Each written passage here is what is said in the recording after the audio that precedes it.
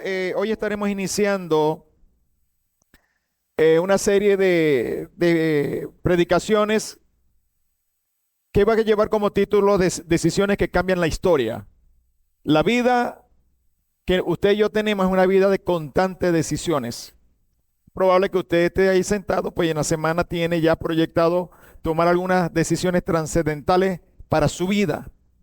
Entonces usted está trazando planes, objetivos. Siempre estamos frente a una situación donde tenemos que plantearnos, tomar una decisión entre el punto A y el punto B. Así que bueno, mi hermano, Dios ha colocado esto en mi corazón, que hablemos un momento de estas decisiones. Y el mensaje de hoy, que está sustentado en el primer libro de Samuel, capítulo 13 y capítulo 14, se titula Una decisión ejecutiva, para aquellos que toman nota.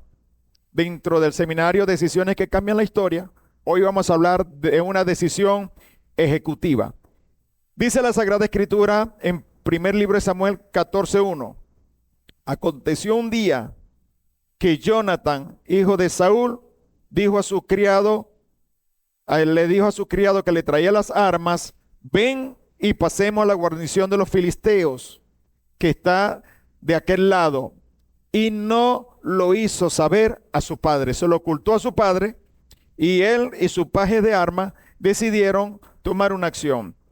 El recuento histórico, si usted lee desde el capítulo 13 hasta este momento, era una situación complicada, difícil, que estaba viviendo el pueblo de Israel para el momento. Estaban en guerra y bueno, sencillamente Saúl, padre de Jonathan, había tomado algunas decisiones para hacerle frente a la situación, y Jonathan, por su lado, viendo la situación en aprieto, también decide tomar algunas decisiones. Por esto este seminario se llama Una decisión ejecutiva, porque él la toma sin darle parte a su papá. Hace algunos años vimos en los cines una película muy famosa que se llamaba precisamente algo así en inglés como Executive Decision. Y precisamente se trataba de una decisión de alto riesgo que alguien tenía que tomar. El tema es el siguiente: había un avión que estaba volando desde Atenas hacia los Estados Unidos, pero en pleno vuelo es tomado por unos terroristas. Y ahí se empieza a desarrollar la trama dentro del avión y fuera de él, porque también estaba el Pentágono y la gente que toma decisiones de alto riesgo. Y bueno, mientras el vuelo continuaba, había unas exigencias que habían de los terroristas. Estaban haciendo unas propuestas y querían que le aceptaran esas propuestas. Sin embargo, en el Pentágono había gente que no estaba de acuerdo con esas propuestas. El tiempo se estaba agotando, porque de eso se tratan las decisiones ejecutivas. De eso se tratan las decisiones críticas en la vida. Hay veces sabemos que el tiempo se está agotando y que no podemos dar más lugar a que las cosas trasciendan.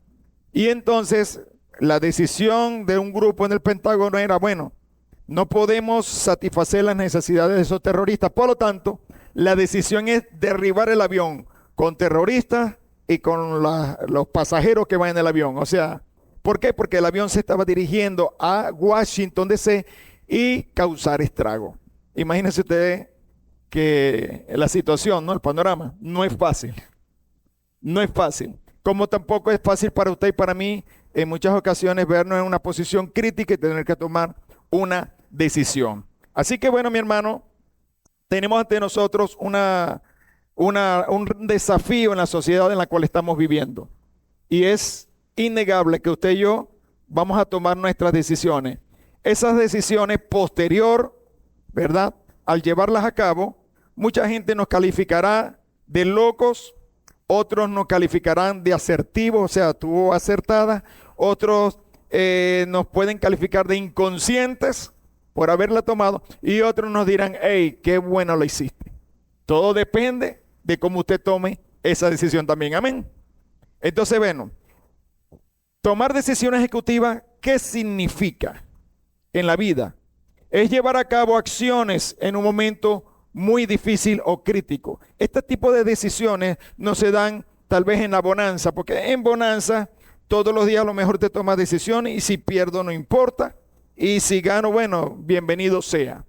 El tema es cuando usted sabe que la decisión que va a tomar puede implicar el fracaso, la derrota o definitivamente salir del atolladero. Ahí es donde la decisión es importantísima. Y esto es bueno que usted y yo lo sepamos. Normalmente es una decisión de alto riesgo tomada por un líder, por alguien que está a la cabeza. O sea, no es cualquiera el que va a tomar aquella decisión. Normalmente en el hogar, en la familia, se espera que el hombre, la cabeza de hogar, tome las mejores decisiones. Pero usted y yo sabemos que muchas veces, si el hombre no está bien ubicado en la vida, con los acontecimientos, va a hacer que la familia entre como que en un desespero. Mientras él toma la decisión y la familia está esperando, la atmósfera no es muy agradable. Entonces es muy importante que usted y yo debemos saber que estas decisiones las tiene que tomar alguien como líder. Dios decidió que en el huerto del Edén colocaría una cabeza o colocó una cabeza llamado Adán y que Eva estaría supeditada a Adán, a las decisiones que él pudiera tomar, porque ella sencillamente sería ayuda idónea, pero a Adán le tocaba tomar las decisiones, porque él era el líder. Dígalo conmigo, líder. Y eso es importante que usted y yo lo sepamos. En tiempos críticos, en tiempos difíciles, es donde se aflora el verdadero liderazgo. ¿Está escuchando eso, iglesia? En los momentos críticos es donde el padre de familia tiene que aflorar quién es él como líder. No es como el padre que da órdenes y todo el mundo obedece. De eso no se trata. Se trata de tomar una decisión que vaya a que beneficie a todo el entorno familiar y las cosas comiencen a marchar mejor que como están. Amén. Gloria sea su nombre. Aleluya. Suele tomarse sin consultar a los demás ni solicitar su aprobación. Estoy hablando de las decisiones ejecutivas. En el caso del pasaje bíblico que hemos leído, Jonathan era hijo de Saúl. Saúl era el rey. Él era el líder que tenía que tomar la decisión, pero no la tomó. De ahí estoy hablando del tema familiar, porque hay veces la mejor idea tampoco la tiene el líder. Escúcheme bien lo que le estoy diciendo. A veces la mejor idea no la tiene el líder. Por eso el trabajo en equipo es importante. Dígalo conmigo, trabajo en equipo. Nuestra vida es un continuo trabajo en equipo. El esposo con la esposa y los hijos conforman un equipo de trabajo. Y es muy importante las ideas en momentos críticos que nos van llegando. Es decir, en la primera idea que al líder le llegue, él no va a tomar una decisión producto de la primera que le llegó. El hombre va almacenando información, va sacando las cuentas y entonces saca una conclusión de qué es lo mejor. Y esto es importante en una decisión ejecutiva, en una decisión en esta vida como padre o como dueño de empresa.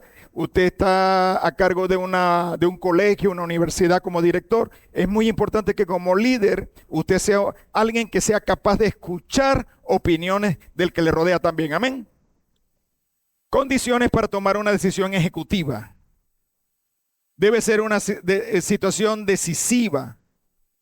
Como por ejemplo, el médico viendo la condición del paciente, hay vamos a decirlo así, una sala, una consulta médica, se reúnen, pero hay alguien dentro del grupo que tiene que tomar la decisión. A este paciente hay que operarlo con urgencia. Y la gran mayoría dice, si lo operan, puede quedar en el quirófano. Entonces, esos momentos son difíciles. Difíciles porque el que quiere operar sabe que es la única solución. Y los otros saben que si opera, ahí puede quedar en la sala, ¿verdad? Él puede quedar el paciente y fallecer, pues. Entonces, es muy difícil ese momento, es bastante crítico, pero es necesario que usted y yo seamos hombres y mujeres que podemos tomar la decisión confiando en lo que Dios también puede hacer a través de nuestras vidas. No hay otra persona que la quiera tomar. En ese momento se toma una decisión ejecutiva porque no hay alguien más que quiera tomar esa decisión. Normalmente cuando las cosas se ponen críticas, y usted lo sabe que ha estado en una empresa, cuando las situaciones se ponen difíciles, la gente dice, no, yo no me voy a meter en problemas. ¿Cierto? El hombre tiende a excusarse, a apartarse y esperar que otros hagan. ¿Por qué? Porque saben que la decisión puede causar, ¿verdad?, beneficio o puede causar un gran estrago. Y la gente prefiere no meterse en problemas. Entonces hay muchos argumentos para no hacer nada, pero en lo que hizo Jonathan, ya usted va a ver, guiado por supuesto por el Señor, que Dios en la crisis que usted está viviendo, en el momento que está viviendo, Dios también quiere obrar en su vida y en mi vida. Amén. Y tercero, debe ser en extremo arriesgado, por supuesto, son momentos difíciles. Vamos ahora a ver en la Escritura, ubíquese ahí en el primer libro de Samuel, capítulo 13, cuál era la condición del pueblo en el momento que Jonathan toma la decisión.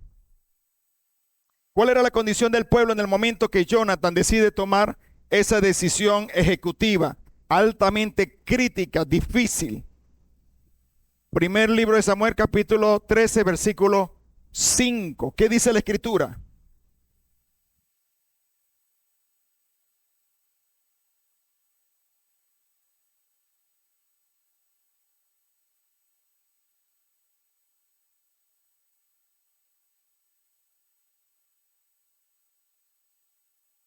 Amén. Entonces, ¿qué dice aquí la Sagrada Escritura? Entonces los filisteos se juntaron para pelear contra Israel, 30,000 carros y 6,000 hombres de a caballo.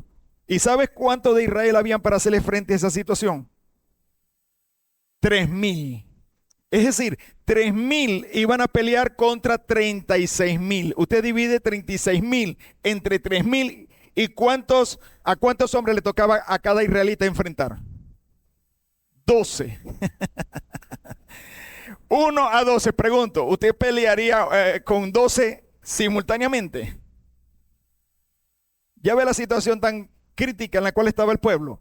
Usted no se enfrentaría a 12 personas porque sabe que no va a poder ganar. Ellos por la fuerza, es más, deciden caerle encima y lo inhabilitan, ni siquiera enfrentarlo.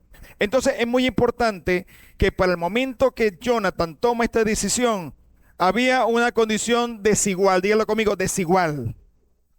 Los números no dan. Y es probable que los números suyos en esta mañana tampoco den. Y es por eso que usted está sudando frío, porque tiene que tomar una decisión como Jonathan. ¿Por qué? Porque los números no están cuadrando. La calculadora da error. La calculadora está dando error, porque los números no dan. Hay que enfrentar a un poderoso ejército que tienen carros y gente, y dice la Escritura que una gran mayoría que iba a pie, o sea, ahí se sumaba mucha gente, ¿verdad? Que no están en esta lista.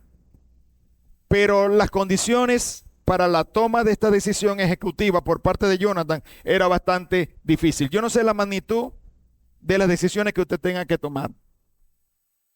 Pero fíjense el cuadro para el momento en que el hombre decide hacer algo. Y es muy importante. ¿Sabe? Dios nos presentará o permitirá que en nuestra vida sucedan o acontezcan escenarios que no son favorables. Estamos hablando de escenarios críticos, difíciles, donde es importante dar un paso al frente o decidir qué es lo que va a hacer. Amén. Segundo, versículo 6. Ahora, el número era desigual, pero en el versículo 6, ¿qué dice la Escritura acerca de la condición del pueblo para el momento? ¿Qué dice? Cuando los hombres de Israel vieron que estaban en estrecho. ¿Cuáles hombres de Israel? Los de guerra, porque el pueblo estaba en sus casas, pero los de guerra, porque el pueblo estaba en aprieto. ¿Dónde se metieron? Se escondieron en cuevas, en fosos, en peñascos, en roca y en cisternas. Prácticamente se enterraron vivos, ¿verdad? ¿Qué hubiese hecho usted en una situación como esta? Cuando usted sabe que el enemigo lo tiene de frente, lo están buscando, ¿qué haría usted? ¿Sale a hacerle frente o busca la forma de preservar la vida? La mayoría, por default, como se dice en inglés, trataría de salvaguardar su vida. Por aquello que dice la Escritura, que más vale perro vivo que león muerto. ¿Sí o no? Más vale perro vivo que león muerto. Entonces la gente dice, bueno, para que digan aquí murió, yo prefiero que digan aquí corrió. Dice la Escritura entonces que se metieron en fosos, en cavernas, se enterraron, ¿verdad? Por un tiempo escondiéndose de la situación. ¿Por qué? Porque el punto era difícil. La decisión que había que tomar era difícil, ¿sabe? En nuestras decisiones de la vida, nosotros podemos hacerle frente o podemos hacer lo que hizo la mayoría del pueblo. Fíjese lo que hizo la mayoría del pueblo. ¿Qué hizo la mayoría? Dígalo conmigo, se escondió. Hizo como el avestruz. ¿Qué hace el avestruz ante el peligro? Mete la cabeza, pero todo el cuerpo queda afuera. ¿Dónde lo esconde? Así hacemos nosotros muchas veces en la vida. Queremos tratar de escondernos, pero mi hermano, los retos en la vida no nos vienen para amilanarnos, para entristecernos, para desesperarnos. Los retos en la vida vienen para superarlo en el nombre del Señor. Porque para eso estamos equipados. Y aquí tomo una palabra de la psicología que usa mucho mi esposa, que se llama la resiliencia. Resiliencia en términos psicológicos. ¿Qué es la resiliencia en el ser humano? La capacidad intrínseca con la cual Dios ha equipado al hombre para que le haga frente a las contrariedades y las supere. Eso Dios lo creó en usted y lo creó en mí. Es algo que está dentro de nosotros. Dios nos hizo de esa forma y de esa manera. ¿Sabe? Dios no nos resuelve a nosotros todos los problemas. ¿Cuántos saben eso? El tema del pan diario, usted sabe que como padre de familia tiene que ir, sudarlo y traerlo a casa. ¿Cierto? Eso no aparece todos los días en la mesa porque Dios nos dio la capacidad de resolver ese problema. El tema del sustento de la familia, la vestimenta y algunos aspectos de la vida, Dios nos ha capacitado para lograr esas cosas. De las cosas que tienen solución, ¿verdad? Dios nos ha dejado a nosotros a cargo para que la resolvamos. Lo que no tiene solución porque es un imposible que requiere un milagro, de eso se encarga el Señor. Cuando las cosas son imposibles, de eso se encarga el Señor. Una enfermedad terminal. ¿Quién puede resolver un problema con una enfermedad terminal? Ningún ser humano está capacitado para eso. Entonces clamamos al Señor, clamé a Él y Él me sanó. Porque Él es nuestro sanador en nuestras vidas.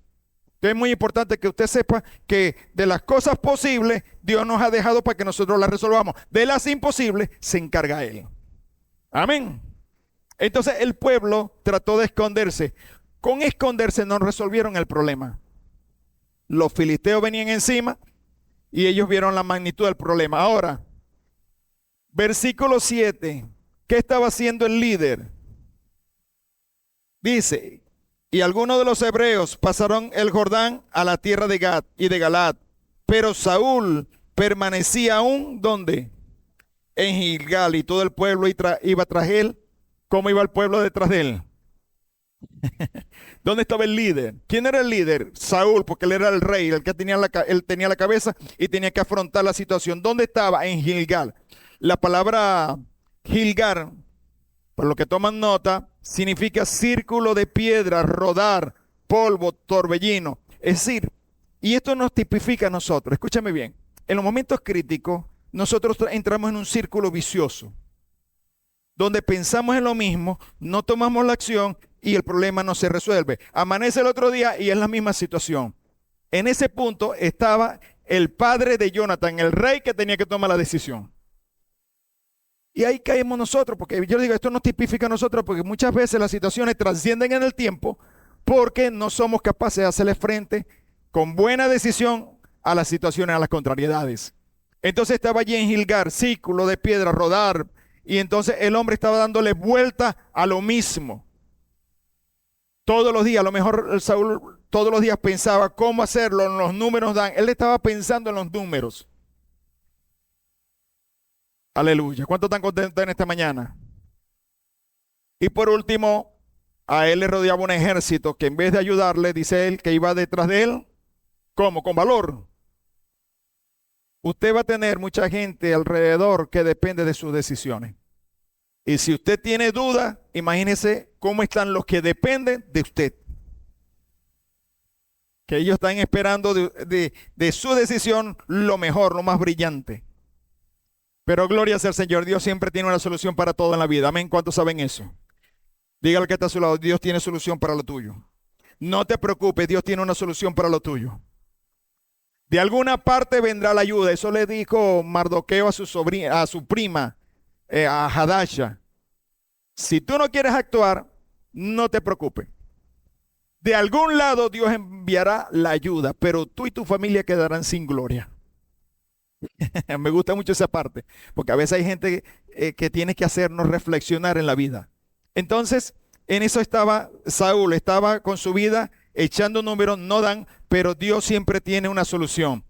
Ubíquese en el capítulo 14, versículo 4. Esto le va a bendecir en su vida.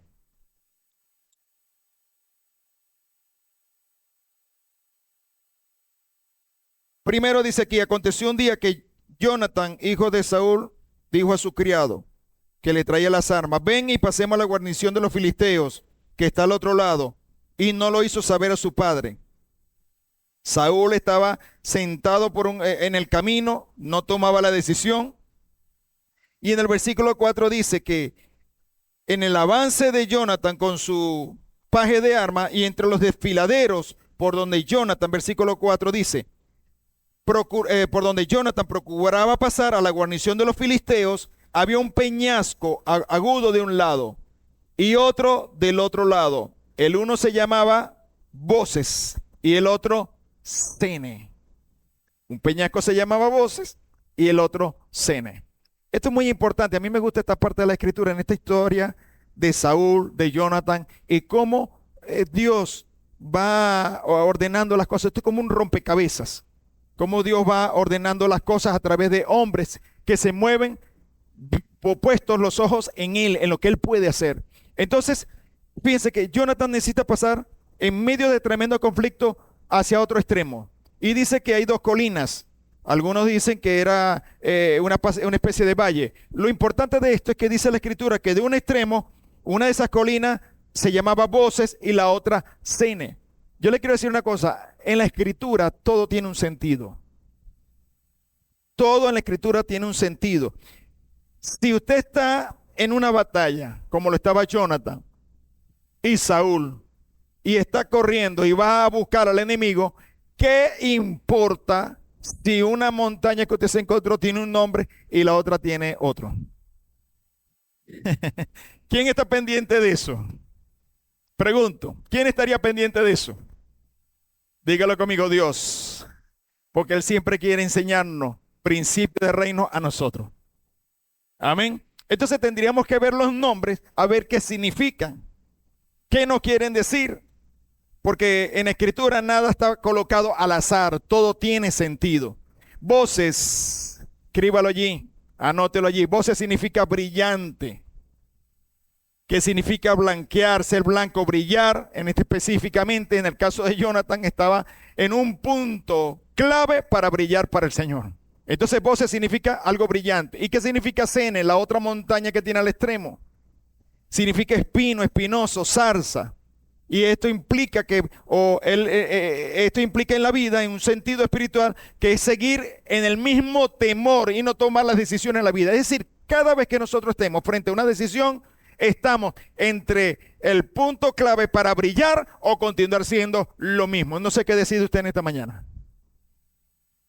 ¿Qué decide hacer usted en esta mañana? Deberíamos brillar, ¿verdad? Y sabe, Jonathan pasó por ese desfiladero. Y Dios permitió que estos dos hombres estuviesen, porque cada decisión en la vida, sea en la empresa, ya le dije, sea en su casa, en la familia, el trabajo, en cualquier aspecto de su vida, siempre tendremos la oportunidad de brillar o vivir opacadamente delante de los demás. Eso no es decisión de Dios, es una decisión suya y mía. Si usted y yo nos encomendamos a Dios, déjeme decirle que Dios hará que brillemos para gloria y honra de su nombre. Amén. Gloria a su nombre, aleluya. Así que tenemos el escenario en nuestra vida a disposición. Usted y yo tomamos la decisión. Dios no va a tomar esa decisión. Los escenarios están dados. Ahí estaba el ejército, ahí estaba Israel y su ejército también. Estaban los enemigos, estaba el rey de Israel, que era Saúl, y estaba su hijo Jonathan, un muchacho que está aprendiendo de su padre como líder. Entonces es muy importante todo esto. Ahora, ¿qué convicciones tenía Jonathan para el momento de tomar aquella decisión? Aquella decisión ejecutiva donde él ocultó a su padre lo que él iba a hacer. Versículo 6, esto me agrada y le va a bendecir su vida también. Dijo pues Jonathan a su paje de armas. ¿Qué fue lo que le dijo? Ven, pasemos a la guarnición de estos incircuncisos. Quizás haga algo el Señor por nosotros, pues no es difícil para el Señor salvar con muchos o con pocos.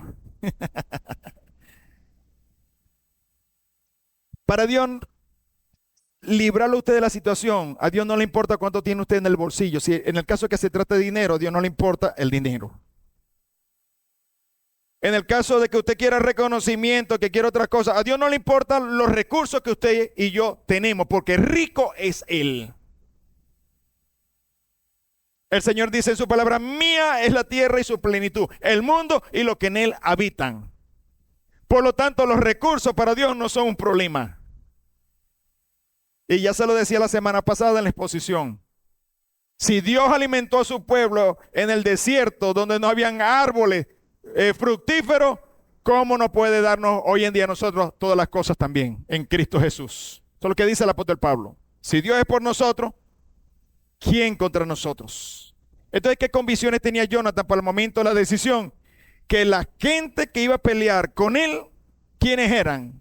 Dice ahí la escritura, unos incircuncisos. La circuncisión era una marca del pueblo de Israel que determinaba que ellos pertenecían al pueblo de Dios. Por lo tanto, lo que está diciendo Jonathan, sabe, esa gente viene contra nosotros, pero esa gente no es pueblo de Dios. Como no es pueblo de Dios, la gracia de Dios no está sobre ellos. Y si la gracia de Dios no está sobre ellos, la gracia de Dios está sobre nosotros. Yo, como usted hubiese saltado la silla. Estar convencido de que usted y yo somos hijos de Dios nos debe llenar de mucha alegría. Saber que el Señor tiene la solución a todos nuestros problemas. El salmista lo decía, ¿a quién tengo allá en los cielos, Señor, sino solo a ti? Y fuera de ti no quiero nada. ¿Por qué? Porque yo sé que todo te pertenece a ti. Será la convicción que Jonathan tenía. Esta gente que viene contra nosotros no es pueblo de Dios. No es una gente que está conectado con Dios. El Dios todopoderoso, el Dios eterno, el gran yo soy, el que tiene la solución a todos los problemas. Ellos no están conectados con Dios. Segundo, ¿qué otra convicción tenía Jonathan acerca de esta situación? Se lo está diciendo al paje de armas. Mira, te quiero aclarar una cosa. Esa gente no es pueblo de Dios. Número uno. Número dos, quiero decirte que Dios puede hacer algo por nosotros. ¿Usted se imagina los ojos del paje de armas cuando Jonathan le dijo eso? Tal vez le diría, mira Jonathan, ya va. Son 36,000 y nosotros somos 3,000. ¿De qué estás hablando? No, tal vez no le comprendía mucho lo que estaba diciendo. Pero en todo esto, mi hermano, lo importante es que cuando un hombre está aplomado y sabe quién es el Dios al cual le sirve, ese hombre está tranquilo, sereno y no hay nada que altere su vida, porque sabe que la ayuda viene de arriba. La ayuda viene de arriba. Entonces, convencido, estamos hablando de las convicciones que tenía Jonathan para el momento de la decisión. O sea, que esto no es una decisión tampoco alocada, ¿no? Esta es una decisión producto de una búsqueda de la presencia de Dios, de la lectura de su palabra, de cumplir los lineamientos del reino. Entonces, ahí es cuando viene todo este trato con la vida de Jonathan. Que Dios puede hacer algo por ello.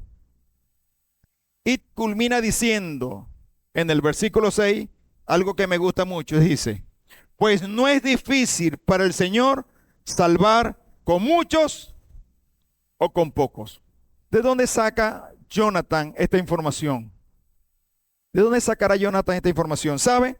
Antes del primer libro de Samuel está el libro de Jueces. Y en el libro de los Jueces hubo un hombre llamado Gedeón que tenía un ejército enorme, miles de soldados. Y Dios le dijo, llévalos al río porque yo los voy a probar. Y yo te voy a decir con cuánto vas a ir a la guerra.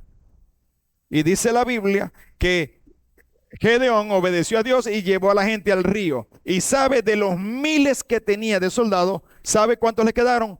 300. Y dijo Dios, con estos 300 yo te voy a dar la victoria. No vaya a ser que Israel piense que porque ellos eran muchos, la ganaron. Ellos van a saber que la victoria se las di yo.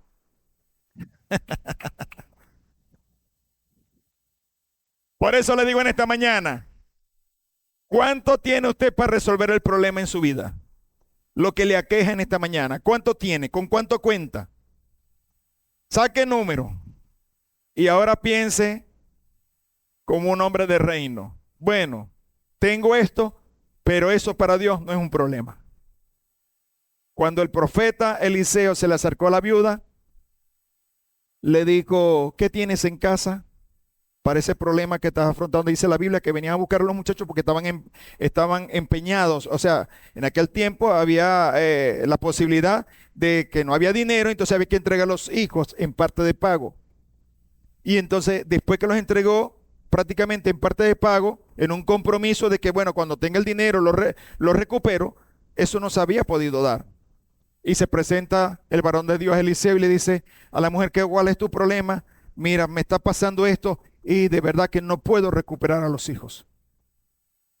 Y le dijo el profeta Eliseo, ¿qué tienes en casa? Y ella le mostró algo de aceite. Y le dijo, bueno, comienza a buscar vasijas. En pocas palabras, Eliseo no le está diciendo, mira lo que tienes de aceite. Lo que sí le dijo fue, busca vasijas, pero no busques poca, busca mucha. Escucha, iglesia, lo que el Señor le dice en esta mañana. Usted deje de pensar en lo que necesita y comience a armar lo que tiene que armar para almacenar la abundancia que le viene. Porque así trabajan los hombres de Dios.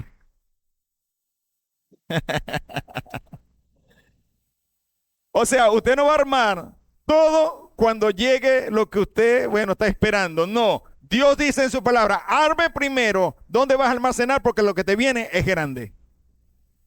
Y la mujer, dice la escritura, fueron los hijos y buscaron los que le habían quedado en casa unas vasijas y llenaba de aceite, lo que había era un poquito de aceite. Y empezaron a llenar las vasijas y vasijas. ¿Cuándo cesó el aceite? Dice el escritor, cesó el aceite cuando la mujer le dijo al profeta, profeta, ya no hay quien nos preste más. Ya no hay más vasijas. Y dice la Biblia, cesó el aceite. Y de ahí en adelante le dijo, paga a tus acreedores, recupera a tus muchachos, los que tienes allá, y vivid de lo que quede. Estimado, no piense en los números. Piense en el Dios que es poderoso para proveernos y sustentarnos a nosotros en esta vida, para resolver sus problemas. En eso es que debemos pensar. Jonathan, sabiendo lo que había pasado con Gedeón y su ejército, y cuando Dios le dijo, con 300 vas a ir contra los 1000 y ya vas a ver lo que va a pasar. Y Dios le concedió una gran victoria y hizo a Gedeón un hombre de renombre dentro del pueblo de Israel. Amén.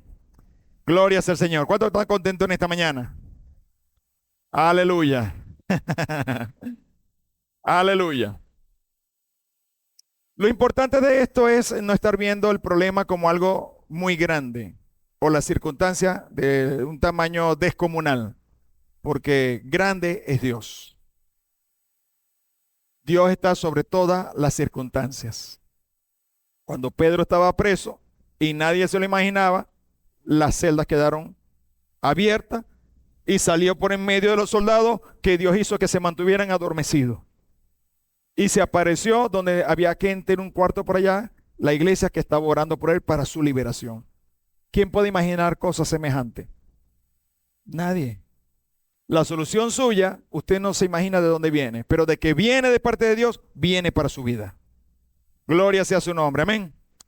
Ahora, victoria en la batalla al tomar aquella decisión ejecutiva por parte de Jonathan.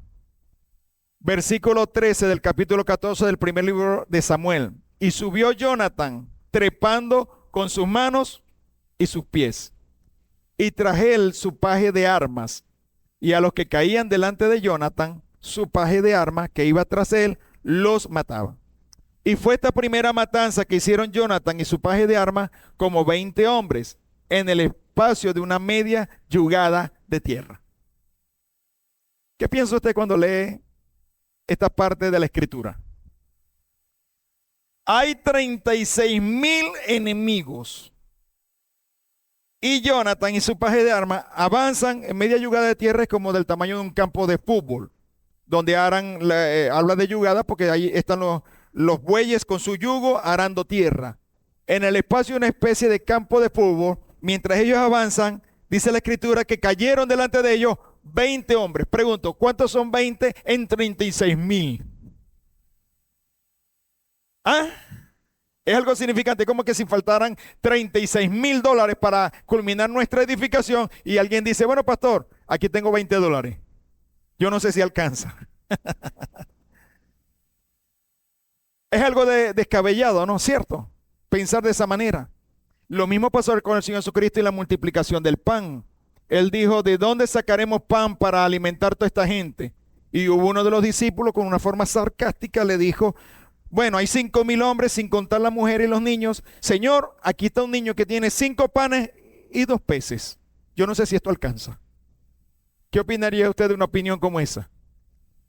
¿Ah? Eso se llama sarcasmo. Porque él sabía perfectamente bien lo que estaba diciendo. Hay 5,000 hombres y solamente hay 5 panes y 2 peces. Pero déjeme decirle que en medio de todo esto el Señor Jesucristo le dijo, bueno, dame acá los 5 panes y los 2 peces, dile a la gente que se sienten porque aquí vamos a cenar. Aquí vamos a cenar.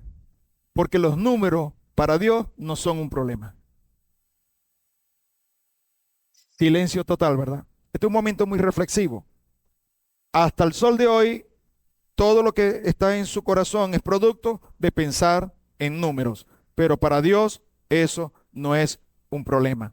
Una pequeña vara en la mano de Moisés, ¿qué logró hacer con esa pequeña vara? Abrió el mar rojo en 2. Y era una pequeña vara, insignificante, tal vez. Y la multitud fue alimentada con solo 5 panes y 2 peces. Esto nos lleva a nosotros a pensar que los números no deben ser el centro de mi atención. Mi atención debe estar puesta en el Señor que todo lo puede. El apóstol decía, todo lo puedo en Cristo que me fortalece. Y cuando él dice todo, todo es todo. ¿Era un problema para el apóstol que iba a pasar con su vida? No. Pero él decía, todo lo puedo en Cristo que me fortalece. Gloria sea el nombre del Señor. Resultado de tomar tan importante decisión por parte de Jonathan, una decisión en un momento crítico. Versículo 21 del capítulo 14, ¿qué dice la Escritura? Y los hebreos que habían estado con los filisteos, los enemigos de Israel, de tiempo atrás, es decir, tenían tiempo con ellos, se habían habituado a ellos y habían venido con ellos de los alrededores al campamento, se pusieron también del lado de los israelitas que estaban con Saúl y con Jonathan. Usted sabe que a la gente le gusta sumarse ¿a quién? ¿A perdedores o a ganadores? Dígamelo. ¿A quién se suma? ¿A quién? Usted, o sea, usted apuesta a ganador, ¿verdad? Aquí hay muchos apostadores de caballo, ¿no? ¿A quién apuesta la gente? A ganador. Apenas lograron esta victoria, ¿qué dice la Escritura? Que aún aquellos israelitas que habían perdido su identidad porque estaban mezclados con el enemigo, ¿dónde estaban estos israelitas? Siendo creyentes, vamos a hablar del tiempo actual. ¿Dónde estaban metidos? Estaban metidos por allá en bonches, discotecas, haciendo cosas que no se deben. Pero cuando ellos vieron lo que sucedió en esta batalla, ¿qué dice la Biblia? Dejaron ese estilo de vida botado y recobraron su identidad. Quiere decir esto, que cuando usted y yo tomamos decisiones en momentos críticos, decisiones acertadas, decisiones confiando en lo que Dios puede hacer y no en mis números, eso va a lograr que la gente comience a creer en el Dios al cual nosotros le servimos.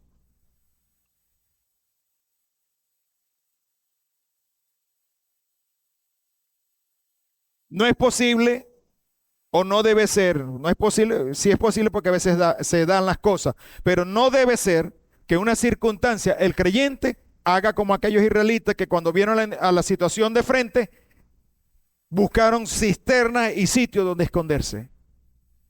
No es escondiéndonos que vamos a resolver el problema. es confiando en el Señor como lo hizo Jonathan y su paje de armas. Siempre habrá alguien que estará confiando en lo que Dios puede hacer. Siempre en toda la historia bíblica ha sido así. En los días del pueblo de Israel eran millones, miles y se convirtieron en millones, pero solamente Moisés estaba creyendo en lo que Dios podía hacer. Y había uno al lado de él que le estaba creyendo también, que era Josué.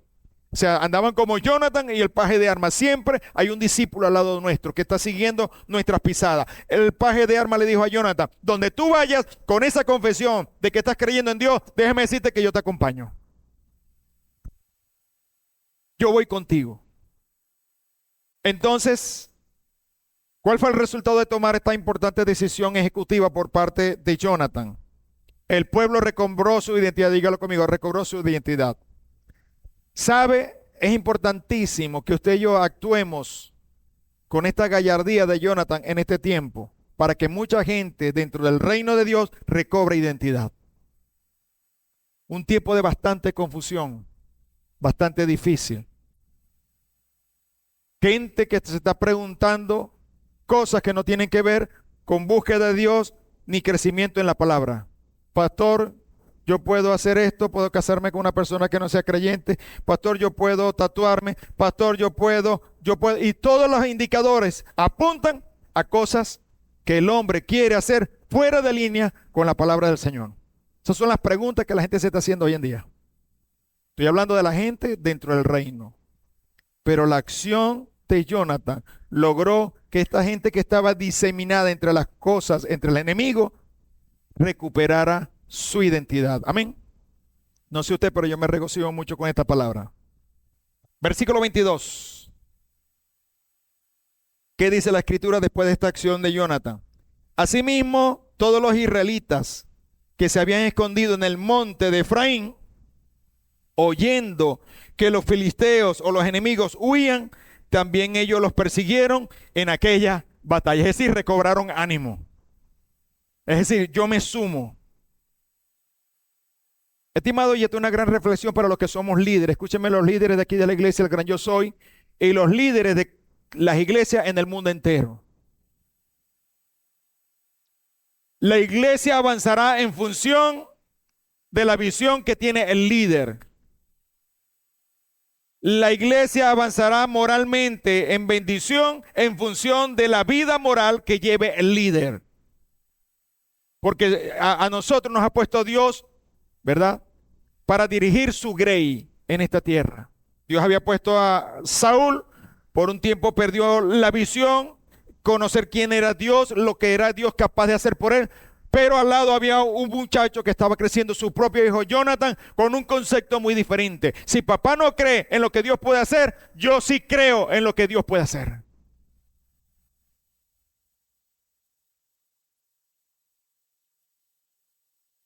Estimado, y eso nos va a pasar siempre. Si como líder nosotros no avanzamos, Dios se encargará de levantar a alguien al lado de nosotros que nos empujará. Que nos empujará, claro. Pero lo importante es que el pueblo de Dios avance. Amén. Entonces, nuevamente, el valor se hizo presente en el pueblo. El pueblo recobró ánimo y se decidió también perseguir. Gloria sea al Señor. Versículo 45 dice la Biblia textualmente que a raíz de una decisión desatinada de su padre, Jonathan tenía sentencia de muerte, porque su padre había determinado que nadie podía comer esos días, declaró ayuno, y resulta que Jonathan, sin saberlo de la orden, probó un poco de miel y algo del campo. Y esto hizo que su papá se enojara y, bueno, sencillamente había sentencia de muerte sobre él. Pero ese día, dice la escritura, que cuando iban a tomar la sentencia de muerte sobre él, el mismo pueblo le dijo a Saúl el rey: no vas a tocar a Jonathan, porque él ha dado liberación al pueblo. Escúcheme bien, iglesia. Usted como persona común en un reino no podía contradecir al rey porque estaba muerto. No se podía contradecir al rey. Si el rey había dicho así, porque él dijo en el juramento: así sea Jonathan, mi hijo, de cierto morirá, si él fue el que hizo eso. Y efectivamente fue Jonathan. Pero se le pararon los líderes y le dijeron, el hombre que se dejó usar por Dios, que fue guiado por Dios para darnos esta liberación, ese hombre hoy no puede morir. Se le pararon de frente a Saúl. Mi estimado, y esto nos dice grandes cosas a nosotros, ¿sabe? Hay gente a nuestro alrededor que reconocerá siempre a un hombre que es usado por Dios. Y aunque usted no lo vea, en los momentos críticos, esa gente va a sacar la cara por usted. Dios los ha puesto ahí para eso. Y si no, vea la historia del apóstol Pablo en toda su travesía, donde dice la escritura al final del Hecho de los Apóstoles, que todos los presos, porque el apóstol Pablo iba preso por ellos, los presos políticos y el apóstol Pablo por un tema religioso. Dice la Biblia que cuando en el capítulo 28 de los Hechos, todos los presos fueron colocados aparte, volvieron a sus rejas, a sus celdas, pero al apóstol Pablo se le permitió vivir aparte y recibía a todo el que venía a él, ampliamente y sin impedimento. ¿Por qué hubo esa diferencia de trato? Porque los soldados sabían quién era el apóstol Pablo, vieron milagros, maravillas, y todo lo que el apóstol Pablo le dijo que iba a pasar en la embarcación, sucedió. La gente de alrededor reconocerá quién es un hombre de Dios. Aleluya. Gloria al Señor, amén. Entonces los líderes libraron reconociendo que el hombre había sido usado grandemente por el Señor. Gloria sea el nombre del Señor, amén. Con su acción hizo que su papá como líder renovara sus fuerzas. Y esto me gusta en la palabra porque le tocaba al líder, a Saúl, tomar la batuta. Pero el hombre no pudo confiar en Dios en ese momento crítico. Bueno, la tomó Jonathan. ¿Y qué hizo con esa acción? Versículo 47 del capítulo 14, dice la escritura. Después de haber tomado posesión del reinado de Israel, Saúl hizo guerra a todos sus enemigos en derredor, contra Moab, contra los hijos de Amón, contra los de Edom, contra los reyes de Soba y contra los filisteos. Y a donde quiera que se volvía, era vencedor. Ahora, a donde quiera que se volvía, era vencedor, ¿producto de qué? Esto fue después de la acción ejecutiva de Jonathan. Y algo muy importante, trabaje usted para Dios. Fíjese que la gloria aquí no se la está llevando Jonathan, ¿cierto? Dice la escritura que se hizo poderoso ¿quién? Saúl, su padre. Eso no es problema. Lo importante es que usted ponga su aporte en el reino para que el reino avance, que de la gloria se encargue el Señor. Hay gente que está pendiente de la gloria más de lo que está haciendo. Y déjeme decirle que quien da la verdadera gloria es el Señor. Cuando Él decide entregarle la gloria, Dios se la va a dar delante de los que le rodean. Cuando estoy hablando de gloria, estoy hablando del reconocimiento público, porque de eso se trata. El reconocimiento público, de eso se va a encargar el Señor. A veces estamos tan desesperados por el reconocimiento público que nos olvidamos del Señor al cual le servimos. Y eso es un error fatal. Amén. ¿Cuántos están contentos? Gloria sea al Señor. Y por último, el nombre del Señor fue glorificado por aquella victoria. Lo importante de todo es que el nombre del Señor sea glorificado. Las naciones vecinas supieron que en Israel estaba el Dios todopoderoso, el Dios eterno, el gran yo soy, al cual nosotros le servimos también. Amén. En esta mañana, dale un fuerte aplauso al Señor por su amor, su misericordia. Le invito a que por favor me acompañe de pie en esta mañana. Por favor, acompáñeme de pie en esta mañana. Gloria sea al Señor.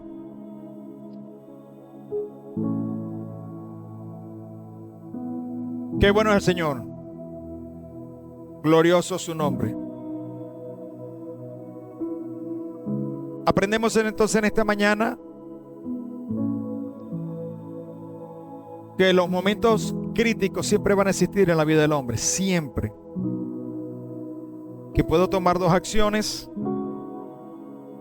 Uno, trato de esconderme, evadir la responsabilidad. Número dos, afrontarla como lo que es un gran desafío. Aprendemos que en medio de esa circunstancia Solamente aquellos hombres como Jonathan, con una decisión de gallardía, una decisión ejecutiva. Fíjense que no la comunicó a mucha gente, solamente se lo dijo a su paje de armas, indicando con esto que hay cosas en nuestra vida que tenemos que hacer que no la podemos vociferar mucho. Como lo dijo alguien en su pensamiento, lo que tenga que hacer, hazlo, sin explicar mucho, que con los resultados todos entenderán. Jonathan, conociendo quién era Dios, tuvo el valor de hacerle frente al gran desafío de su vida. Vemos que Dios usa inclusive nuestras victorias, los avances que usted y yo tenemos en Dios, aún para preservar nuestras vidas. Que cuando le llegó el momento a Jonathan de afrontar la sentencia de muerte que había sobre él, la victoria que él obtuvo le dio la libertad nuevamente y la oportunidad de seguir viviendo. Indicando con estos padres de familia, líderes que somos de un hogar, que nuestras decisiones en Dios van a bendecir a nuestro entorno y aún a nuestras vidas. Amén. Vamos a inclinar nuestro rostro en esta mañana y vamos a orar. Y decimos: Padre, gracias, Señor, por tu amor, tu misericordia. Gracias, Señor, por tu palabra. Gracias porque esta decisión trascendental de Jonathan tuvo efectos extraordinarios en la vida de Israel. Hombres que estaban con su ánimo sepultados en la vida, hombres que se habían plegado al mundo porque no le hallaban sentido al pueblo escogido, al pueblo de Israel. Hombres como su padre Saúl, que no sabía en el momento decidir entre su mano derecha y su mano izquierda, que estaba dándole círculos a la vida. Gracias, Señor, porque una decisión como la de Jonathan, una sola, resolvió todos estos dilemas, Señor. Gracias, Señor, porque en esta mañana sabemos que tú vas delante de nosotros como poderoso gigante, Señor. Te rogamos que nos conceda una visión atinada, Señor, aguda, de tu gloriosa presencia. Saber que en lo que nos está pasando, tú estás presente, Señor, y quieres darnos la victoria. Gracias, Señor, por tu palabra, y gracias por estos principios de reino que fortalecen, fortifican y bendicen nuestras vidas, Señor. Te ruego por cada uno de mis hermanos que en esta semana tienen que tomar decisiones sabias delante de tu presencia, Señor. Permítele que, al igual que Jonathan, prevalezca en su mente el principio de reino de que tú puedes librar, no importando lo mucho que tenga, sino que Él tiene el poder para hacer mucho más abundantemente de lo que le pedimos o entendemos. Glorifícate en la vida de mi hermano, Señor, y que la decisión de esta semana sea la más acertada, guiado y dirigido por tu mano. En el nombre glorioso de Cristo Jesús, nombre que sobre todo nombre. Gracias, Padre. Gracias, Señor. Amén y amén. Aleluya. Gloria sea al nombre del Señor. Que tenga una semana de rica y abundante bendiciones para usted y toda su familia. Amén. Gloria sea al Señor. Aleluya.